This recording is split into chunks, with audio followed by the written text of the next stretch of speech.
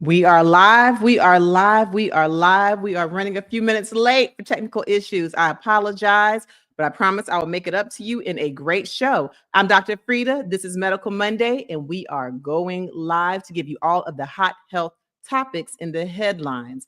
Let's start with my favorite game, myth versus fact, because guess what? The best diets of 2025 have been voted upon. And so we'll break down the different diets and we'll find out which one is best for you, especially as far as having blood pressure, but also in relation to losing weight. And then I'll give you a weekly dose where I'll give you a spin of hot topics, a spin on medicine that you can't get anywhere else. And let's start off with some really sad news. We'll talk about DJ Unk. Yes, you know from the songs Walk It Out, and Two Step. Unfortunately, he has passed away. And so we'll talk about his reported cause of death as we celebrate the life of DJ Unk. And then we'll talk about what's going on in the global news and, yes, somewhat in the political news, still related to medicine. We'll talk about Trump versus WHO, the World Health Organization. We are pulling out the United States from the World Health Organization. But what does that mean as far as disease surveillance? Are we going to know when the next big pandemic is coming? Will we have the right information for a flu vaccine? We'll talk about that and some of the potential consequences. And then we'll talk about fake Botox, fake Ozempic, and when facial fillers go too far. Yes, we have some celebrities who are sharing their stories, including Simon Cowell of American Idol. He said that his fillers looked a complete and total mess, and so he went too far. And so we'll talk about all of these things, and then I want you to get your questions together because we'll have time at the end for a few live Q&A questions. But then after this live, we'll have our members only live, where we'll have the full time for the live Q&A. So make sure you go ahead and hit like, subscribe, because I'm about to give you some evidence-based medicine, and go ahead and click and join us for our membership community. I'm Dr. Frita. We're about to have a great show.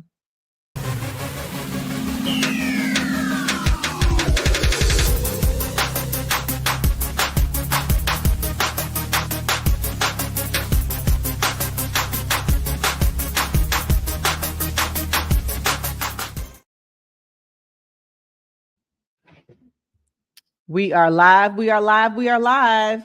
All right. It's time for us to go ahead and get started with our Medical Monday, but I won't do it alone. Shador, please come on up to the stage. Hey, Dr. Frita. Hey, how are you doing? I'm pretty good. How are you doing today? Doing well. I hope you had a good weekend. I did. I think nice and relaxing. Yeah. Mm-hmm. How about yourself? I know you're always busy.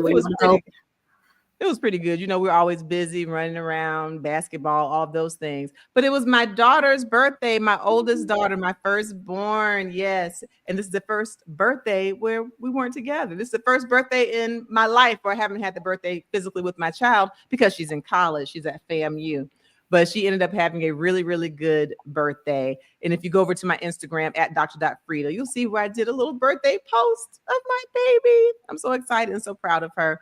But yeah, we had a good weekend. Yep. Guess what though, Shador?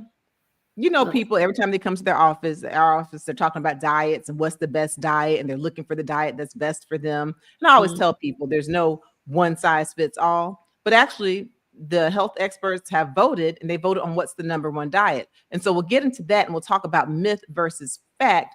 But first, who was the first person in the chat, Shador? Yes, our first person today was Miss Julietta. Hi, Miss Julia. Thank you for being here. I appreciate you. All right. And y'all in the chat, please go ahead and put where you're watching us from. Are you here near where we are in Atlanta? Are you from a faraway place? Put that in and we'll give you a little shout out, especially the person we think might be the farthest away today. All right. But let's get started. We're going to talk about these diets, Shador, but I want to start off with my game. You know, I like to play games. Let's start off with myth versus fact when it comes to some of these diets. All righty. You ready for number one? Number one, and I'll go ahead and read number one. Yes. So number one, let's talk about the DASH diet, dietary approaches to helping you with your high blood pressure, to stopping high blood pressure, dietary approaches to stopping high blood pressure. We know this diet has been around for years. So the question is, or the statement, and I want you to put an M1 if it's a myth, an F1 if it's a fact. The DASH diet requires that you completely stop all salt from your diet. Okay. The DASH diet requires eliminating all salt from your diet. Put an M1 if you think that's a myth, an F1 if you think that's a fact.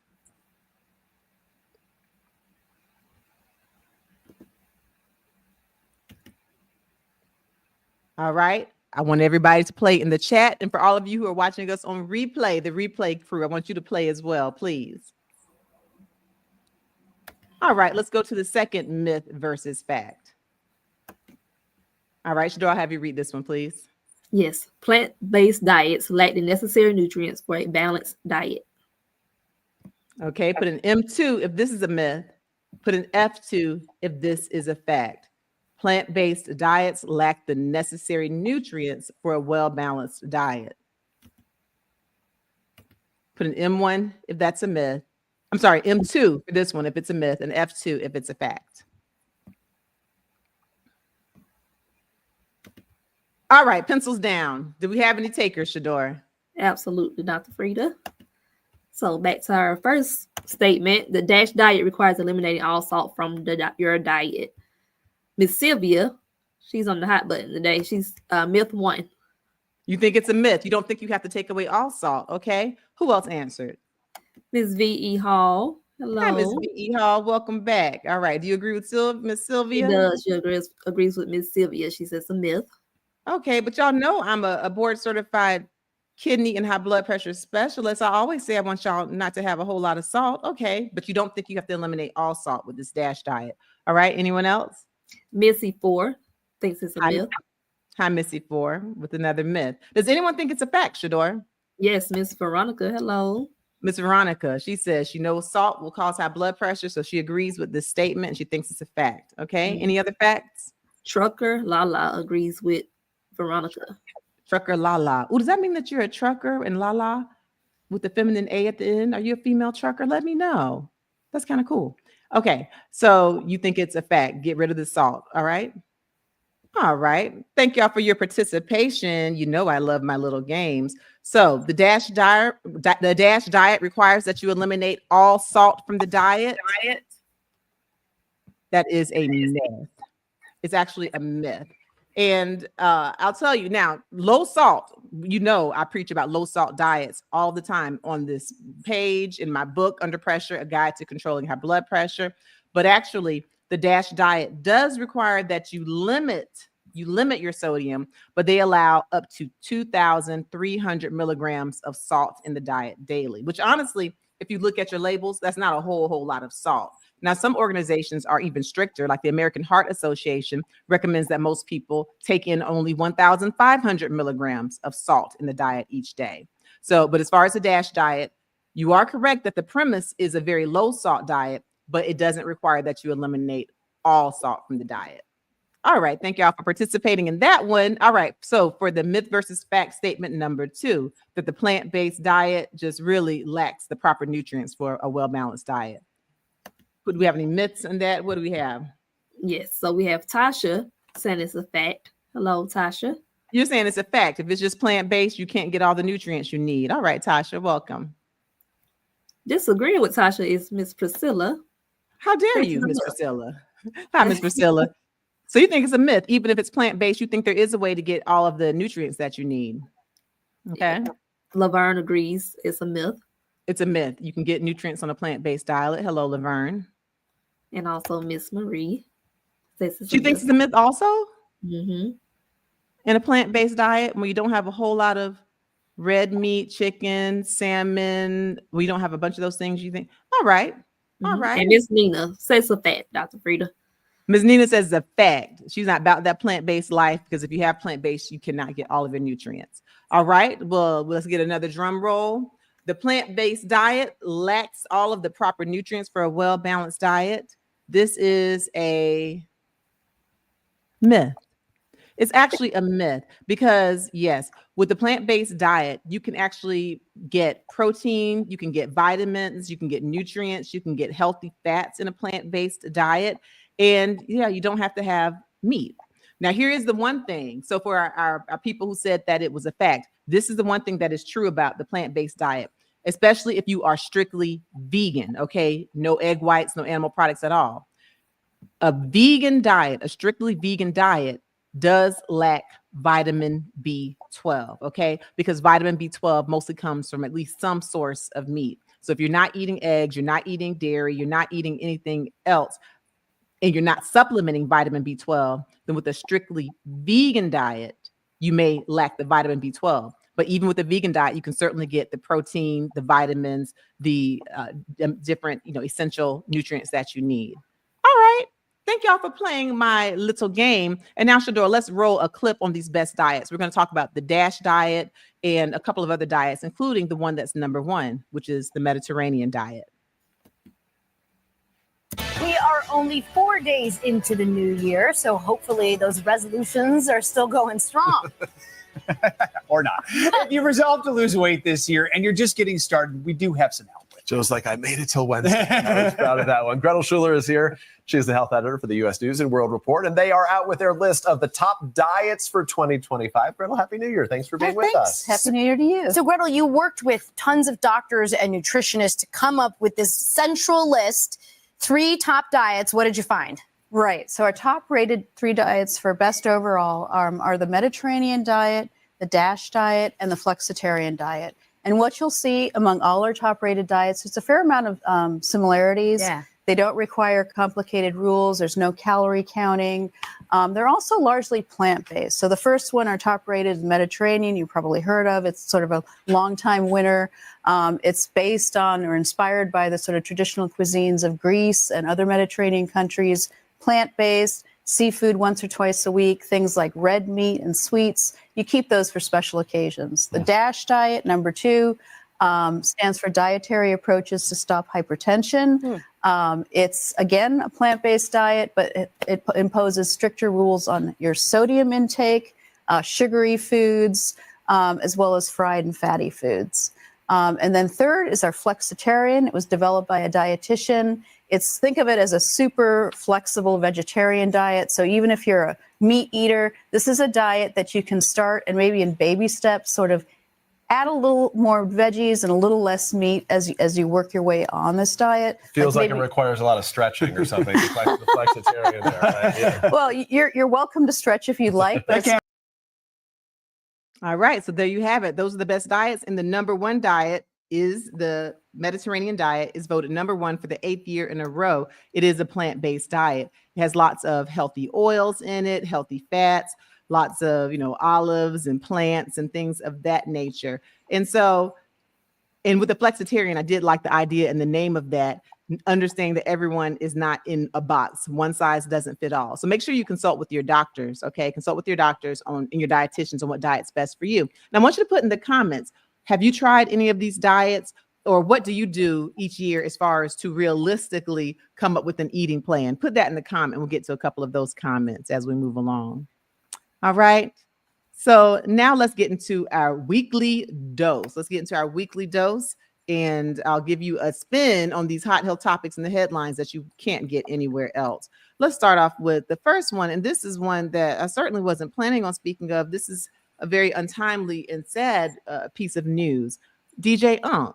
Now, listen, I love that song, Walk It Out. Now walk it out. Now walk it out. And, he just has a certain gift in the community as far as coming up with these anthems that just make everyone get hype and bring joy and bring happiness. And even that song, Two Step. Well, he has passed away. And now reportedly, what's been in the reports is that it was actually from a cardiac arrest. It was from a cardiac arrest. So let's go ahead and roll this clip as we talk about this untimely passing. Atlanta is mourning the loss of one of its own. Anthony Platt, better known as DJ Unk, passed away yesterday at only 43 years old. He was best known for his hit songs Walk It Out and Two Step. And Atlanta News First Bridget Spencer is live on the west side of Atlanta tonight with how the community is remembering this rap pioneer, Bridget. Carly, it is an immense loss in the Atlanta community. It's an immense loss around the world. This restaurant we're at tonight, Big Oomph Studio Kitchen, is an extension of their record label. Now, inside these doors tonight, they're celebrating the legacy of Anthony Platt. Good chance you've heard this song.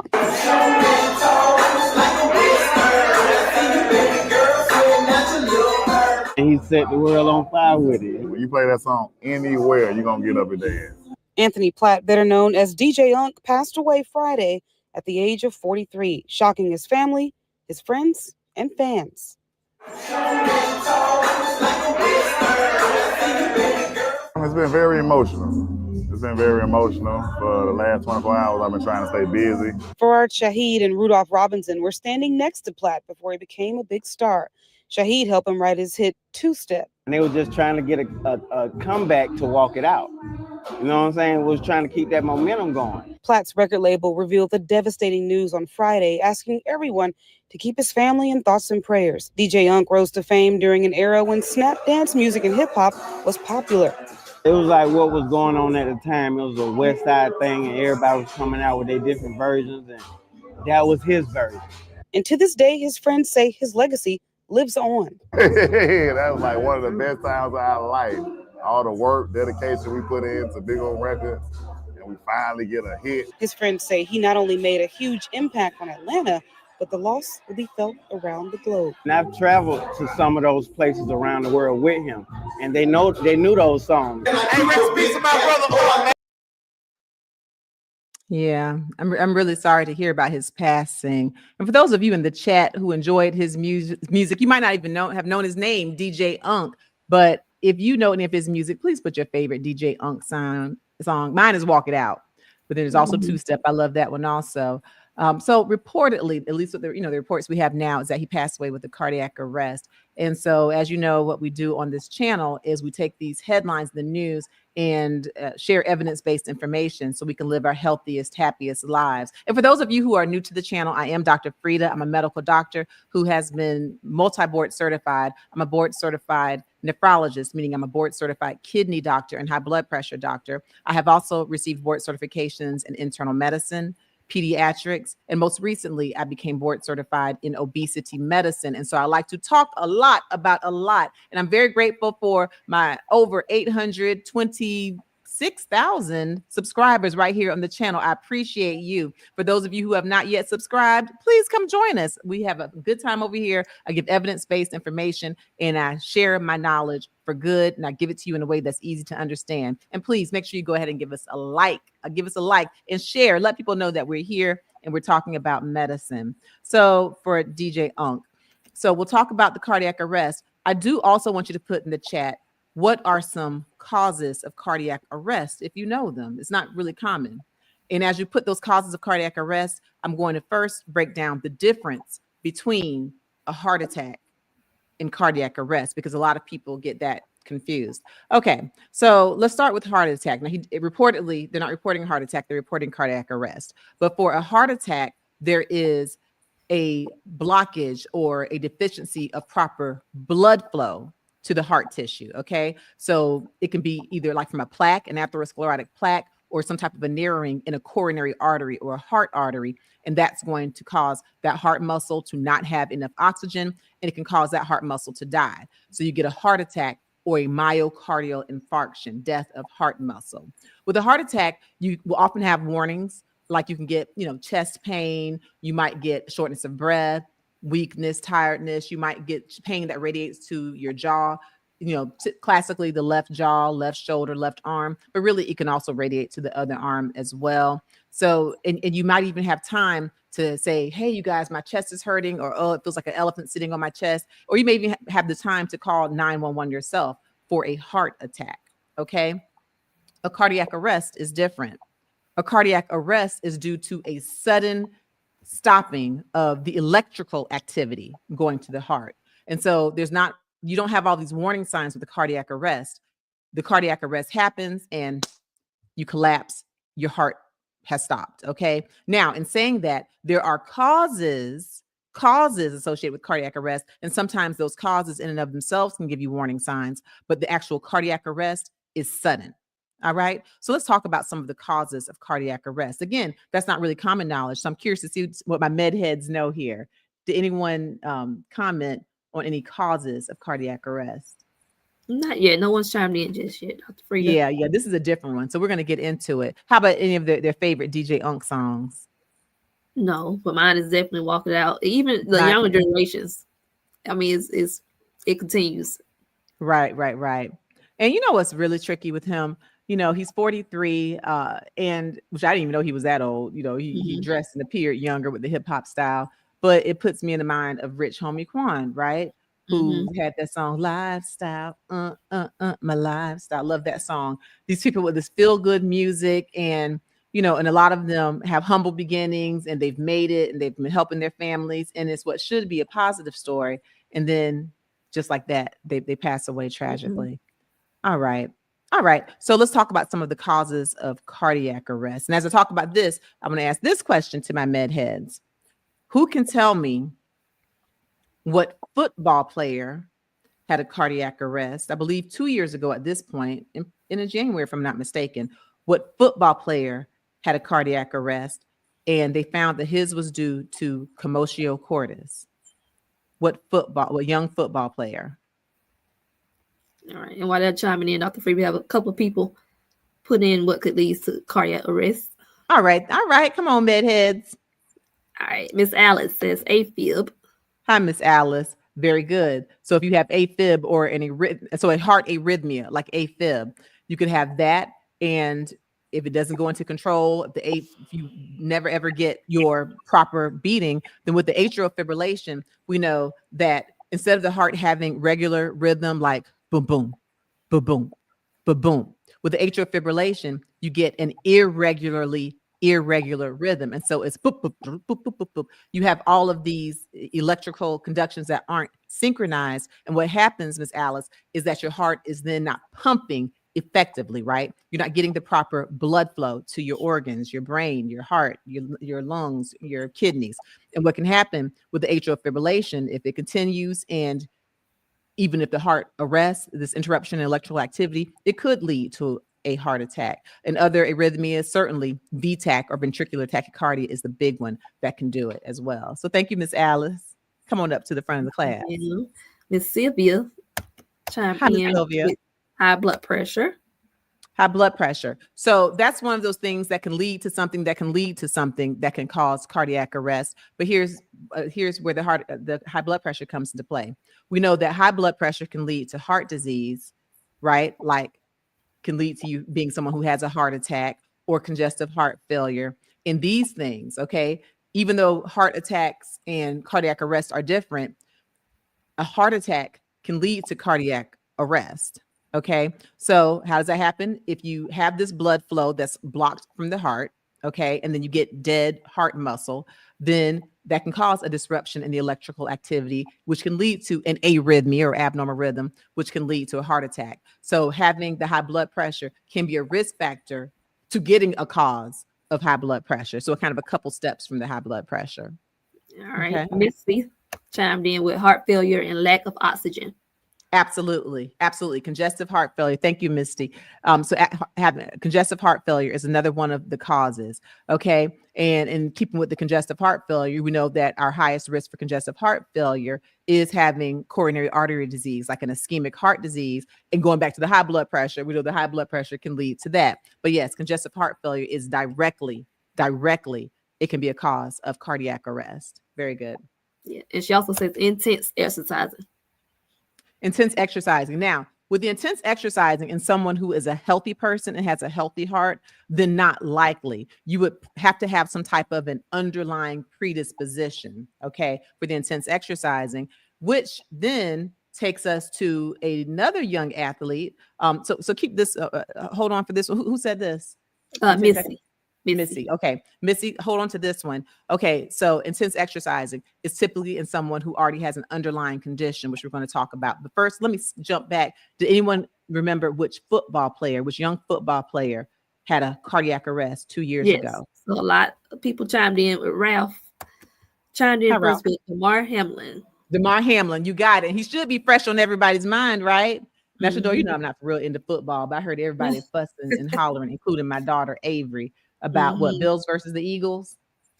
Okay. So yes, Damar Hamlin of the Buffalo Bills had a cardiac arrest, young, healthy person. And what happened, he had commotio cordis, which we will talk about.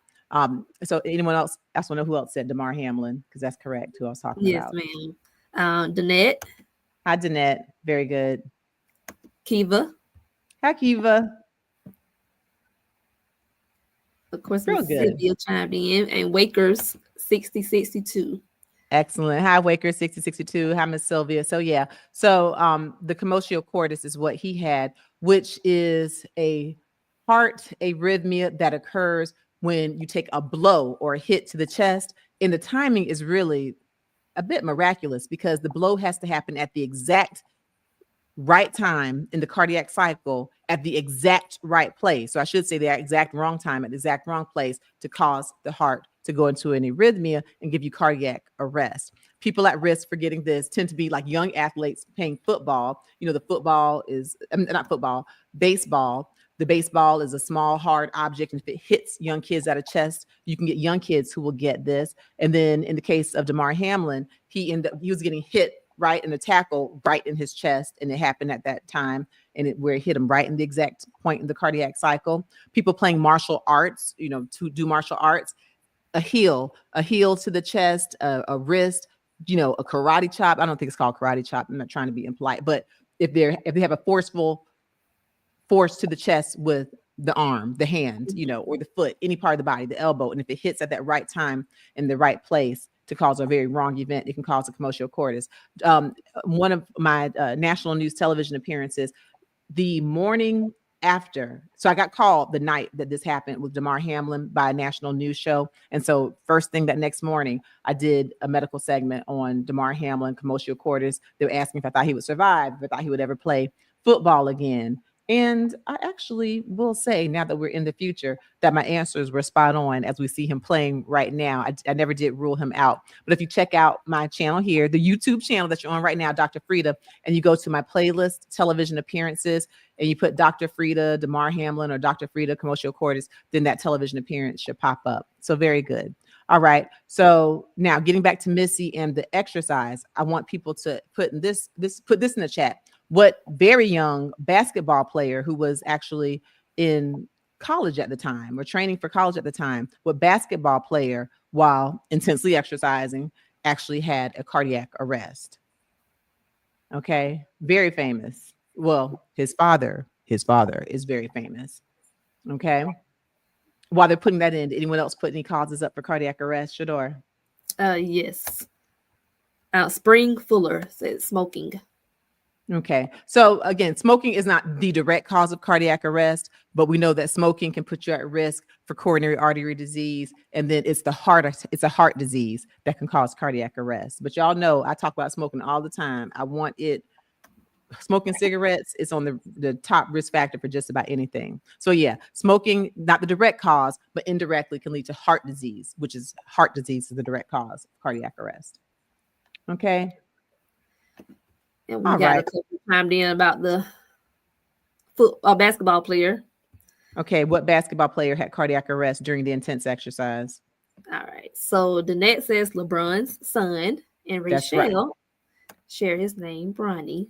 Bronny, that's right. Bronny James had a cardiac arrest. And while they never gave the specific, they did share that he had some type of a congenital abnormality. So some type of an underlying heart condition. So intense exercise in and of itself won't cause you to go into cardiac arrest unless there's something underlying. So for example, if you already have atrial fibrillation and it hits you and then you go into ventricular tachycardia and arrhythmia, but you had some type of underlying event. If you already have coronary artery disease and then you end up having a heart attack that leads to cardiac arrest during intense exercise, that could do it. And then in his case, some type of an underlying condition. And so just rounding this out, here are the other causes. And so I've mentioned heart attack can cause a cardiac arrest.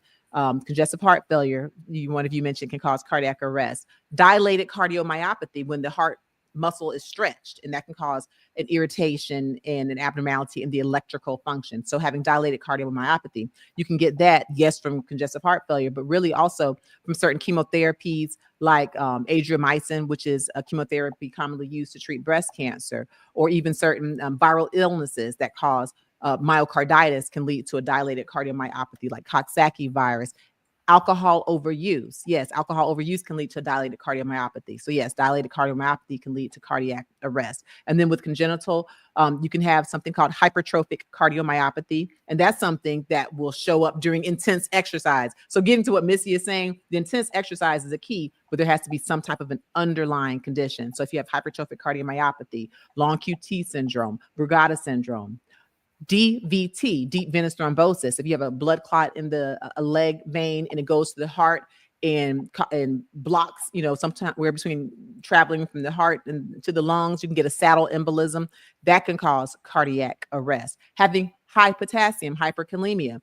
If you're a dialysis patient, or if you're one of my kidney patients, I mentioned I'm a board certified nephrologist or kidney doctor. The reason we go bananas are high in potassium, about people who have end-stage kidney disease or really late-stage kidney disease is because your kidneys are responsible for filtering out potassium. If your kidneys aren't working well and you have high potassium, and this leads to high potassium in the blood or hyperkalemia, the hyperkalemia can lead to a cardiac arrest. All right. So this is what was reported for DJ Unk, that is cardiac arrest, and we'll see what else comes out. But just wanted to take this time to use what happened to him as a teaching point, for us. But, my prayers go up to his family, certainly to his fans. And I hope, that other people watching will pay attention and, do their best to avoid having heart disease. Because one more very important cause of cardiac arrest, Shador, drug overdose. Drug overdose. I don't know what the case is with the DJ Unk, but with Rich Homie Quan, they did find that he had fentanyl and other drugs in his system. And they think that the drug overdose, and often it's an unintentional drug overdose, right? We have certain drugs that are laced with fentanyl, because remember, it just takes a tiny amount. The amount of fentanyl that can fit on a pencil tip can be fatal. Okay. So drug overdose is another very important cause of cardiac arrest. All right. Well, let's move on to our next topic. And thank y'all for participating. I love it when you participate, Medheads. Yes, I do. All right. To the next topic, let's talk about the World Health Organization. We know that the World Health Organization is responsible for helping to convey what's going on with infectious disease and other diseases globally. And, if you find out about an outbreak of a certain infection in one country, on one continent, then that gives you time to prepare, perhaps get vaccines, perhaps get the proper PPE, personal protective equipment. Well, now with the new administration, President Trump, we're pulling out of the World Health Organization. And so I do want to take a little moment to talk about how that might affect us, because we talk about the seasonal flu vaccines that we get every year. Well, we get that information largely because with the World Health Organization, we can find out what strain of flu is on another continent. And so they tell us the strain and we're like, okay, gotcha. By the time it comes over here, we'll already have our vaccines to protect us. And COVID. We know that COVID, or SARS-CoV-2, did not start here in the United States, but with the World Health Organization, we were able to get information, okay? And so when we had that mysterious Wuhan pneumonia, the mysterious Wuhan sickness, we were able to get that information. So at least we start to have an idea when people started having the same symptoms, so we could get prepared, even though arguably that preparedness was not as good as it should have been, okay? It was not, but we had the tools had we listened to the World Health Organization. So let's roll this clip, Shador. And I want in the comments, please let me know what you think might happen with us pulling out from the World Health Organization. What's your fear? Pulling out of the organization means that the U.S. would lose access to the World Health Organization's global public health data, to which you said would leave agencies like the CDC flying blind. Help make that real for us. What is the potential harm that you are worried about? I see this as the greatest self-inflicted wound that this executive order has put for us. I mean, it is a grave wound to WHO, but I think it's a more grievous wound to the United States. Here's why. The World Health Organization leads a vast network of public health agencies, laboratories, and international scientists that constantly track novel outbreaks and shares data. Without that, CDC doesn't have an early warning. We can't respond.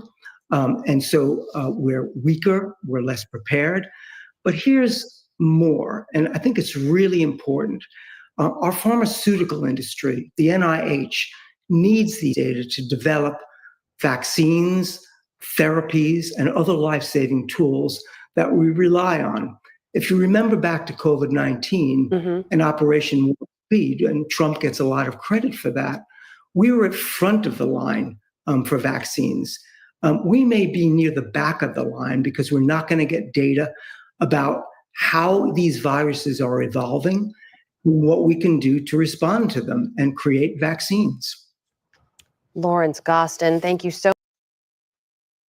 And there you have it, just like that, with many decisions that are being made. This one with World Health Organization, yeah, we're pulling out of it. And just to give some background, because there are definitely two sides to this story. One of the current president's complaints is that the United States spends way more money on the World Health Organization, investing into World Health Organization than other nations. And that is true. That is true. Now, there are some other foundations, Gates Foundation, some banks that pay money into it, various countries, Germany, and they'll pay somewhat of a decent amount. But of all of the organizations that benefit from the World Health Organization, the United States was paying something like 1/6 of the amount, which is really disproportionate. But the World Health Organization is still actually believed to be underfunded. So it's not so much that we need to be paying less, it's that other organizations, other countries really need to be paying more. But that being said, now what are the consequences if we pull out? Because it's not just like a regular, business deal, let's make a deal. It can have true consequences. So did anyone put in the chat, do you have any kind of a worry of what could happen if we pull out, or now that we've pulled out the World Health Organization, or does everyone think that it's much ado about nothing? Yeah, we have a few people chimed in. Okay. Miss Laverne says no health data would be detrimental to the U.S. I agree. And I'm really hoping maybe this could be something like TikTok, where it's kind of like, let me take something away so I could be the hero when I bring it back. So, but because I still do feel like there's a place for negotiation. But let's not forget, so smallpox has been eradicated here. It's not eradicated worldwide. What if there's a smallpox outbreak somewhere? We're not giving routine smallpox vaccines anymore. And you remember the Mpox. We would find out about it from different places. And then we got our stores up for the Mpox vaccine and started hitting the communities that were at high risk. And guess what? We're not talking about the Mpox now. We did talk about it some last year, but not in a major way where it was like a huge pandemic. What happens with Ebola? Okay. Some people, especially some younger people, may not even know what Ebola is. Well, that's because if Ebola is hitting in some other high-risk continents or countries, we find out about it and we can prepare ourselves. So yeah, I really think it's a bad idea for us not to know what's going on in the world. And that could also delay our preparedness with vaccines and other health-saving precautions. Anyone else? Yeah, Alice pretty much just Hi, Alice. the same thing you said. Pulling out of WHO means as a people, we will not get early warnings and medicines will not be readily available. That's exactly the truth. Even with during COVID, we would find out how the strains had mutated in different places. And then we change our vaccine. Because we had the heads up. So yeah. So again, I'm really hoping that there is a negotiation that will be made and then we'll rejoin it, perhaps on our terms. Perhaps this is the way that he's doing business. But if we really, are not a part of the World Health Organization from a health standpoint, that could be very seriously detrimental. So, y'all stay tuned. All right. Make sure you give us a like here. Give us a like, give us a share. If you're in the replay crew, give us a like. And I want to hear your comments as well on what you think about what could happen with the World Health Organization. Yeah, comment down below, please. All right. So let's talk about fakeness. I know Mama taught you not to be fake. She said, be real, keep it real. But being fake in your personality won't necessarily harm your life. But what will harm your life, Shador? That's it. Getting a hold of fake Botox or fake Ozempic. Okay, it's been happening. It's really been happening. With the fake Botox, there's actually an esthetician who is in jail, okay, or at least he was arrested because he was giving fake Botox Okay. And I understand there's so many pressures to looking young, not having any wrinkles or any of the things that happen, especially with all these HD cameras that, show every single fault. And if you're someone who's a celebrity, or if you're just in your everyday life and you're posting your Instagram posts, Facebook, or whatever you're on, there's a lot of ageism really where people critique how people are old. It's like, oh, she's getting wrinkles. Well, yeah, she's 62. And so, but Botox tends to be expensive. Okay. When you get it from a board certified dermatologist or someone who is licensed to do it. And so a lot of people find other routes to have less expensive Botox, and sometimes from people who aren't even certified or properly trained to give it. So I'm going to have you to roll this clip, Shador, on the person who gave the fake Botox, but I also want in the comments, if y'all could make a comment and put Botox, like put the label in front of your comment so we can kind of search through and find it, but put Botox and write about what you think some of the pressures are in people getting Botox. And if you think, okay, it makes sense that there's pressure, or do you think that we've just gone too far in trying to be ageless forever? All right, let's roll this clip, please, Shador. In a station in New York City, tonight behind bars and charged with illegally giving Botox shots to hundreds of people, even though he has no license to do that. And some of the clients, well, they got terrible reactions. Eyewitness News reporter Janice Yu, live in Hell's Kitchen, where this person operated. Janice. Well, Bill, Joey Luther is his name, and he was actually in federal court, in front of a judge just a little while ago. Now, the prosecution said during this hearing that he was arrested today after arriving back from Miami last night. And the prosecution also said that he actually had an appointment with a client to inject them with Botox at 5:30 today. They also say that he was injecting clients with Ozempic in Florida.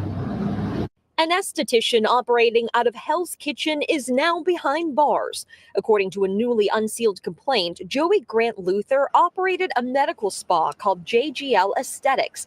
The complaint alleges he knowingly bought fake Botox from overseas and injected it into clients without a license to do so. The complaint says the first victim contacted Luther in March of last year, letting him know she was experiencing troubling symptoms like double vision, lightheadedness, slurring of speech. She was also weak from the waist up, and just 4 days later, she was diagnosed with botulism toxin. Then at least 4 others reached out shortly after with concerns after receiving their Botox injections. Victim 2 said they were nervous about their vision and that they had no depth perception. The third victim said they were having a hard time swallowing, had headaches, and couldn't lift their head. The fourth said they had a lazy eye. The fifth victim said they had a brain MRI and had to go to the ER. During each of these conversations, Luther reassured them and even said the Botox he used was not counterfeit. Luther is now charged with wire fraud, smuggling, and other crimes related to purchasing and importing the counterfeit Botox. Well, Luther, again, is in front of a federal judge as we speak. The judge is discussing possible bail options. The prosecution has said that they want no bail to be allowed because he is a flight risk. But again, that is being discussed right at this moment. So giving those people fake Botox and giving them botulism, which is a real disease. And so I do want to talk about botulism. And I want to remind people what Botox actually is. Tox, as in toxin, poison. And so you definitely need to be careful. And just remember, to our members, thank you to everyone who's joined the membership community. We are right after we finish this live, I'm going to jump into my live Q&A, but that's going to be for my members only. And so if you want to just have a conversation where you have some medical questions, you want to take advantage of some of the medical knowledge that I have, I will give you the answers to your medical questions right here live. I can talk about a wide variety of topics, and you'll get a chance to have that time, that more intimate time with me if you are a member. It's not too late to join. You can join now. And then right after this live, we do our members only live Q&A. And so all of our live Q&A questions today will be for our members only right after this live.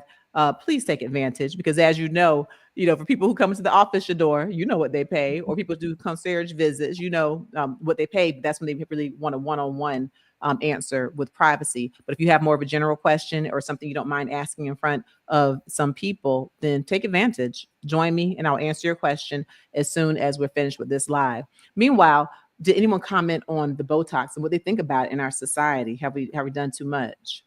Yes. So Stephen, hi Stephen. Hi, Stephen. Stephen says Botox makes no sense to me. You gotta love who you are and how you look. Okay. All right. Now, we'll say, Stephen, in our society, just to play the devil's advocate, although devil, I'm not your advocate. In our society, we know that it's just what it happens to be the truth. Women are judged more harshly. Would you agree? For their looks and for aging. For men, they're called silver foxes. Oh, he's a silver fox. They get a gray beard, gray hair. If a man gets wrinkles, he's distinguished. If a woman gets wrinkles, it's like, ugh, she's aging, or oh, she's an old hag. And so I say that to say that there's more pressure on women. And some women, I want you to chime in and let me know if you agree, or if you agree with him. Grow old gracefully and leave it be. I also talked about Halle Berry, how she said she's growing old gracefully, but genetics and sometimes a little money to be able to have a chef and things like that play a role. It's easy to say grow old gracefully if you're growing old gracefully. Okay. If you're someone who has genetics where you just don't age that much. So I say that to say that I do get the societal pressures, especially for people who are celebrities in Hollywood or just out here being judged for looking old and tired, especially women. Tell me if you disagree with me bringing the gender in here, because I definitely believe that women get judged more harshly for aging. And so, doing things irresponsibly, you have to remember cheap is expensive, right? Barato es caro. So if you're cutting corners and you're going to someone who is not certified and you don't know where their source of Botox is, you can get botulism, which is what these patients got. And also, I want some folks in the chat, put in what I'll talk about botulism, but any of you know or ever learned what some sources of botulism could be, what some of the sources. Probably some grown or more mature people would have to know that answer, or some people who studied it in healthcare. What's a source that can give you botulism? Okay, we know Botox is one when it's fake, but what's a common food source that can give you botulism? All right, thank you, Stephen, for participating. Anyone else make a comment about Botox? Yep, Alice. She says Hollywood actors are pressed to look young for roles in movies. Some people are afraid of getting old. I think we all fear aging. And I think that's just a realistic, honest answer, Alice. It is. And especially, I think now that there's so much Facebook, Instagram, one thing that Facebook loves to do is show you your memories, right? They'll show you your memories. And I'll look and I'll be like, oh, that's so cute, of like when my oldest girl was little. And then I look at me and I'm looking like, oh, that's 19 years ago. Oh, geez, I looked a lot different, and so there can be pressure on yourself because with social media, you're always looking and seeing how you looked 10 years ago, 5 years ago. And it might not be realistic, even for those of us who aren't in Hollywood, to look like that. Your size may be different. You might have more wrinkles. You might, your neck might sag a little bit. So yeah, there's just pressure, and that's just what it is. And to your question about botulism, what else can cause it? New to our live is Miss Sadie. She says, Miss Sadie, hi, Miss Sadie. She says rusty cans are from canned foods. Come on up to the front of the class. Absolutely. Okay, so let's talk about this fake Botox. Now, first of all, that man, he's wrong. So I'm glad they caught him. And it sounds like people were telling them about their symptoms of botulism. So yeah, let's keep this comment up right here, because you're absolutely right. Rusty cans. So here's what botulism is. So botulism is a disease caused by the Clostridium botulinum. Okay, and that's a bacteria that can release spores. All right, and when these spores are released in high enough amounts, when they grow in certain conditions, then it can cause botulism, which is what happened with these people from this fake Botox. Because remember, Botox is botulinum toxin. It's a poison. And what it does is it causes a paralysis of muscles, right? A paralysis of muscles around wrinkles. And so then your muscles relax and you don't have the wrinkles that you once had. It's relaxed and it becomes flat. Now, the art of the deal is that some people do too much Botox where they get zero expression. They can't lift their eyebrows. They can't really have a facial expression and smile, which I noticed that some actors, when they're doing roles, Shador, you could tell that they don't do Botox because you can see the wrinkles, but you also see the expression in their faces. They look more real, so I think that's pretty cool. I know, I believe Jamie Lee Curtis stopped doing Botox. She's one. And even Pam Grier. Not Pam. Is it Pam Grier? I'm not talking about Foxy Brown. I'm talking about the person who used to be in Baywatch, was married to Tommy Lee. Pamela Anderson. Sorry, Pam Grier, I got you messed up. Okay. That's Foxy Brown. So Pamela Anderson. And amazingly, yeah, she looks, grown without Botox, but she still looks really, really good. I believe she's also into a lot of healthy eating, healthy lifestyle, much like Halle Berry. She might just have good genetics, but she, stopped with her fillers. I always give people grace when they say they're going to stop with fillers and Botox because they might change their minds, and I don't think it should be like, you're a liar. No, just let people have their journeys. But okay, so back to the rusty cans and botulism. So yeah, so it comes from Clostridium botulinum, the toxin. You get spores, and in high enough amounts, they can cause botulism. In botulism, it can cause decreased respirations, muscle paralysis, and it can even cause you to not be alive. It can unalive you. Okay, and it can cause issues with the eyes. Okay, you can get double vision, lazy eye, also. And so, literally, these people who had Botox clearly had amounts that were injected and got into their system, and they literally got botulism. Okay, which again can lead to death. So we have to be careful. I often will come on here and I'll talk about when beauty kills, and we have to weigh the pros and the cons. What does it mean to get a really discounted Botox versus paying the extra money and going to someone who's actually licensed, certified, properly trained, like a board certified dermatologist, a nurse practitioner who specializes in giving injectables. Just make sure that you prioritize your life even over the beauty and the superficialness. But as far as the cans, that's one of the sources. Improperly canned food. So people oftentimes in different rural areas will do home canning. They'll can the foods themselves. But if they can it and it has that toxin, well, the spores and the Clostridium botulinum actually will grow well in places that don't have much oxygen, anaerobic conditions, places with low salt, places with low sugar. So improperly canned foods or even improperly home fermented foods can sometimes be a place where the toxin can grow. You can get the spores, and you can get botulism. That was real good. I didn't think anyone would really get that, to be honest, because I just don't hear that in everyday conversation. So good work. You got the front of the class, Miss Sadie. All right. All right. So the bottom line, be safe. If you're going to get injectables for whatever reason, make sure that your psychology is in place and you're not trying to be someone else, but if you just want to, tweak a little something, make yourself look better, you have the proper money and resource to go to someone who's certified, then that's your personal decision. But just please don't go to these places that aren't certified and end up with botulism. All right. Yeah, not just Botox. There's more to it. With the Botox, Francis, she asked, "Hi, Francis, does this apply to the Botox for bladders, for overactive bladder?" Oh, what'd you say about the supply? Does the Botox, the botulism, does it apply to bladders or overactive bladders?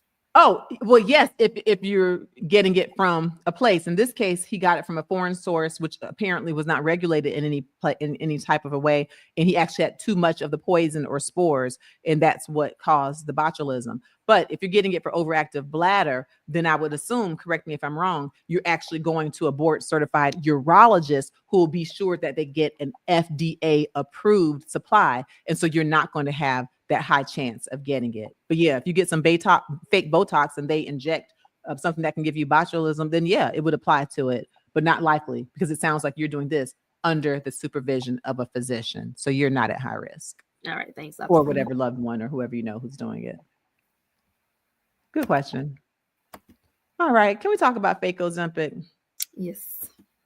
All right, so this clip is long. We're not going to play the whole clip. We could probably fast forward even from the 2:10, but I'll give enough background. So even if we don't listen to the whole clip, that's okay. So there is a former star of Big Brother UK, and she actually, she had gone through some depression. Her best friend passed away. She also was dealing with arthritis where she couldn't exercise the way that she would want to because of the joint pain, and she gained 28 pounds.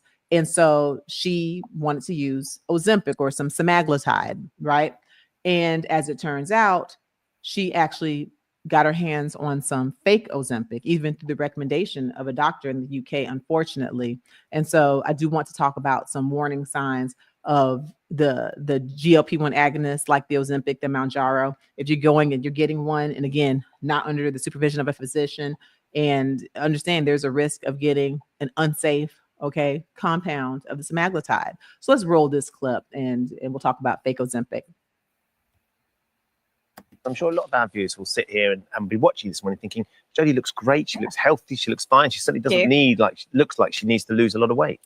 Well, it started a few years ago. I went on new medication for my health issues. I have arthritis and I've had spinal surgery, so my body's gone slower and I'm struggling with pain. So I went on to a new drug that is for nerve pain, but unfortunately with that came weight gain as one of the side effects. So over the years, I've gained a good few stone of weight, which has impacted my pain and caused more pain and made me slower. So I really needed to lose weight. You tried exercise and the healthy eating, but because of the pain that and your arthritis, the exercise is an issue. You can't do that.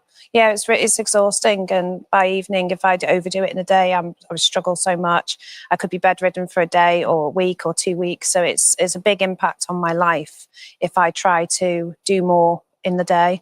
And was it because of that reason that your GP actually said, do you want to try this for weight loss? Because your GP recommended it, right? Yeah, my GP recommended that. He wanted to refer me to a dietitian, which is what he did.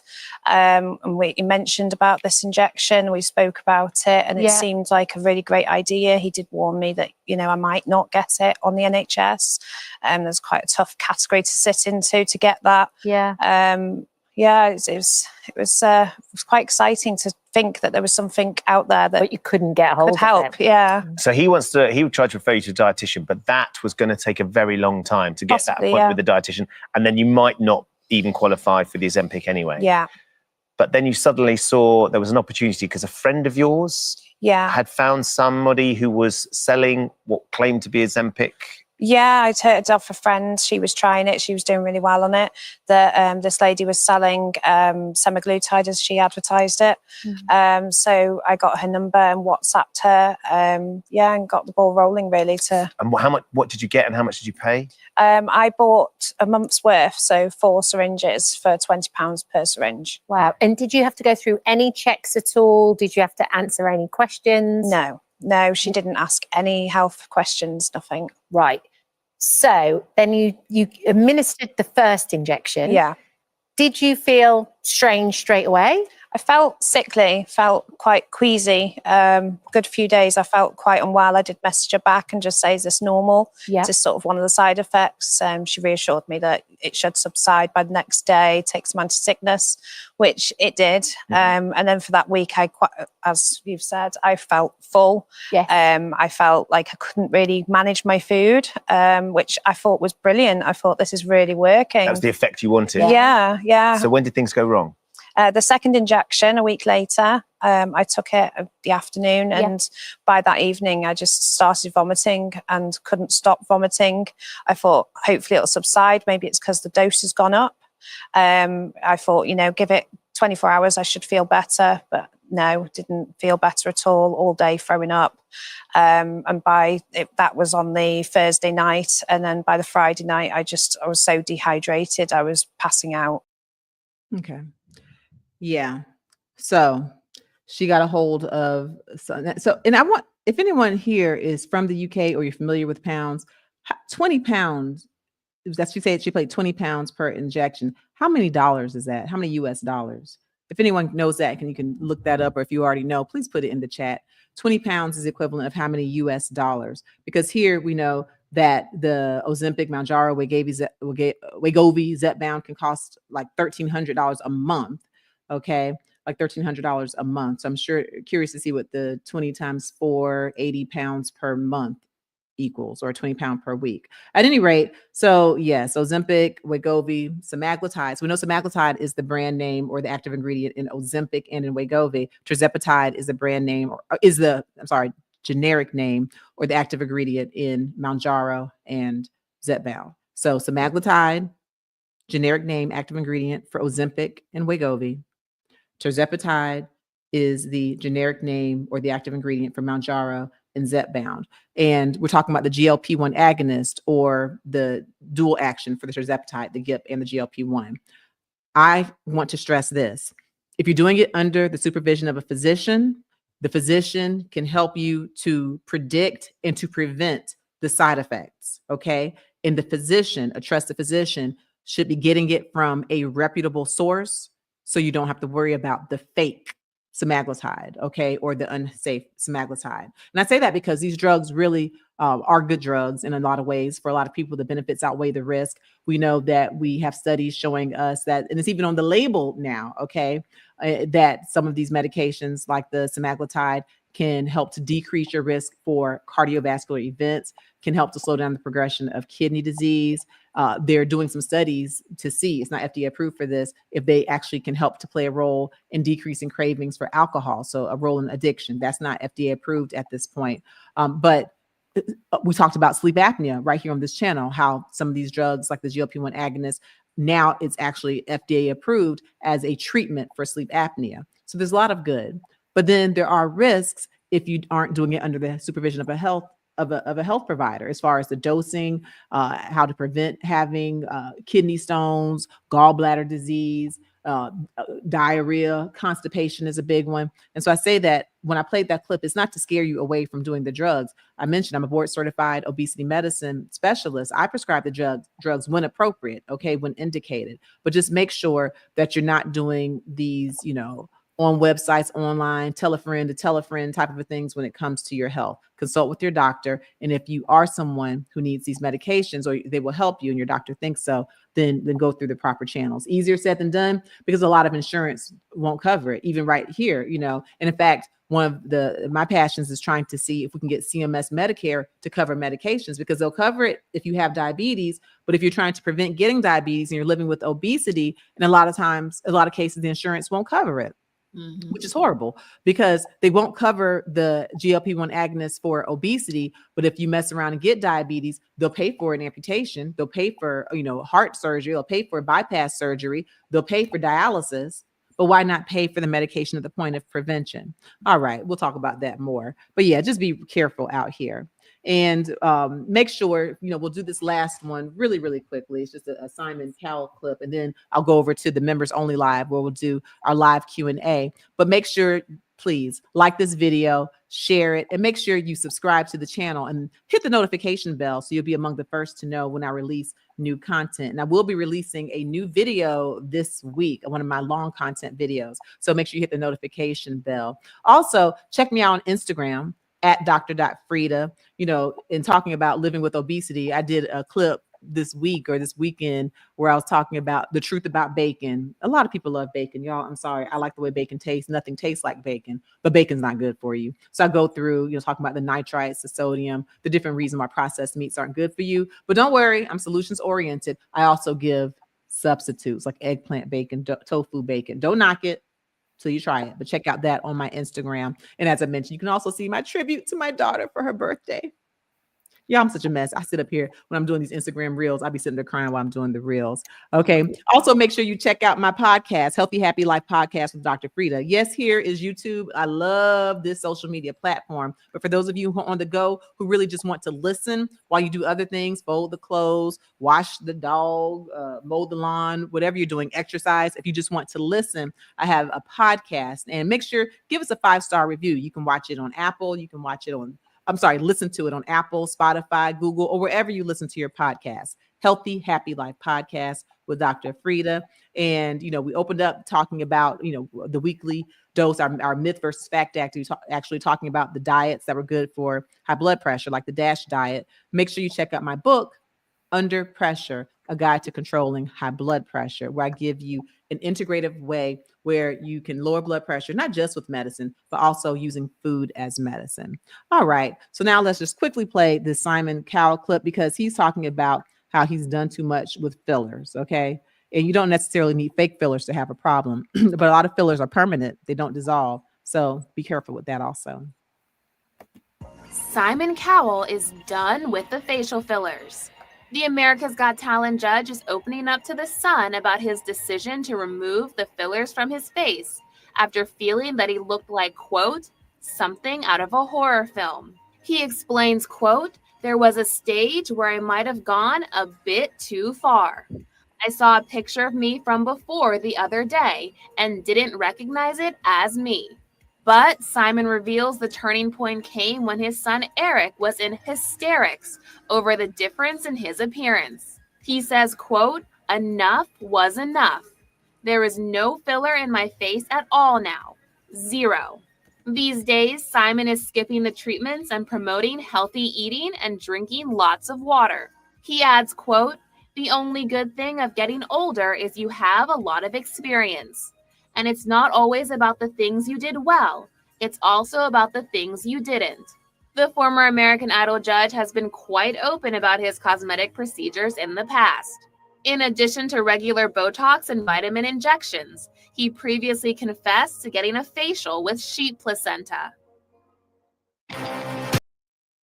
Oh boy. When you have a lot of money, there's a lot that's offered to you, but that can be a bit of a barrier too, because sometimes you have to know when to say no. So yeah, so be careful with the fillers, and make sure you go back and you check out our replay where I talked about Brandy Glanville. If you go in the search bar, Dr. Frita Brandy Glanville, you can see where she feels like she has a parasite in her face from having fillers. I don't know if she actually had a parasite, but she definitely did have a disfigured face that looked like some deformity from having filler over the years. So I'm not demonizing filler again, but just make sure when beauty kills or when beauty ends up deforming you, paying all that money to look better and then to be deformed is a mess. So, all right. So at this point, for anyone who has questions, please make sure you go in the description and you join our membership, because now I'm going and I will give you time to ask me question after question. You can come back, ask more questions, and we'll have our live Q&A right now. If you're a member, not only do you get the monthly live Q&A, you also get members only videos, and you get first peek. Like for the video I'm going to release this week, where I talk about, what do I talk about? I talk about 15 foods that can help to reverse kidney disease. If you're a member, you'll get a first peek at that before anyone else sees it. And also, I just released another members only video. When I do that this past weekend, yeah, I talked to y'all about stuff that's behind the scenes. Nobody sees it, members only. And then you get shout outs, member emojis, all that fun stuff. But on your way out, make sure you give us a like, share, whether you're watching us live or in the replay crew. I thank you for being here. Thank you for watching. And now, before we close out, go ahead and click that membership button. We're rolling over. I'm doing the members live Q&A right now on this Dr. Frita YouTube channel. Thank y'all for watching, and thank you, Shador. You're welcome.